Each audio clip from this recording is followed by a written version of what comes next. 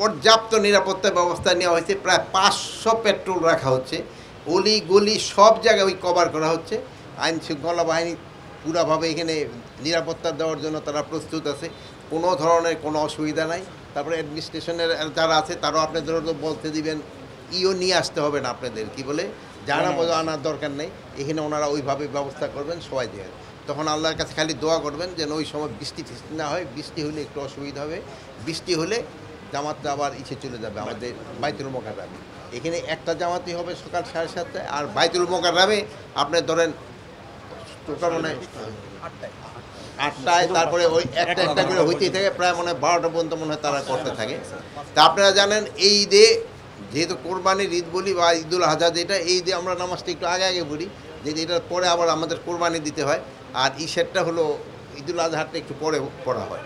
তা আমাদের জন্য প্রস্তুতি সব আল্লাহ দিলে খুব ভালো আছে, কোনো ধরনের কোনো অসুবিধা নাই। এবং পুরা দেশের নিরাপত্তার জন্য আমাদের পর্যাপ্ত সংখ্যক আইন শৃঙ্খলা বাহিনী রয়ে গেছে, যারা ছুটিতে যায় নাই। আমি দেখলাম আপনারাও ছুটিতে যান নাই, আপনারা আমাদের সাথেও সামিল হয়েছেন, তা আপনারাও ছুটিতে যান নাই, এরকম আমাদের এরাও ছুটিতে যায় নাই, যেন সবার নিরাপত্তা থাকে।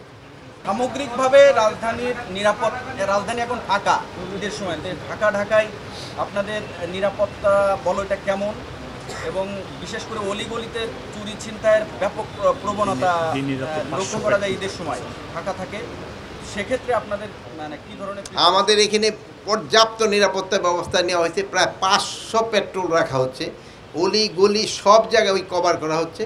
এবং এই ক্ষেত্রে আমি আপনাদেরও সহযোগিতা কামনা করব। যদি কোথাও কোনো ধরনের কোনো ইনফরমেশন পান, আপনারা নিকটবর্তী থানার সাথে সাথে জানাবেন, আমরা অবশ্যই ব্যবস্থা নেব।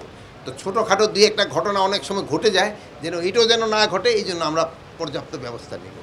মাননীয় উপদেষ্টা, এই ছোটোখাটো যে ঘটনাগুলো ঘটছে, অনেক ঘটনায় না ঘটছে না, যদি ঘটে এবং যে কোনো ঘটনা ঘটছে, থানায় গেলে ভুক্তভোগীরা মামলা করতে পারছে না। এমন এইটা যদি কোনো জায়গায় পুলিশ কমিশনার এখানে আছে, যদি কোথাও মামলা না নেয়, তাদের ক্ষেত্রে ব্যবস্থা নেওয়া হবে।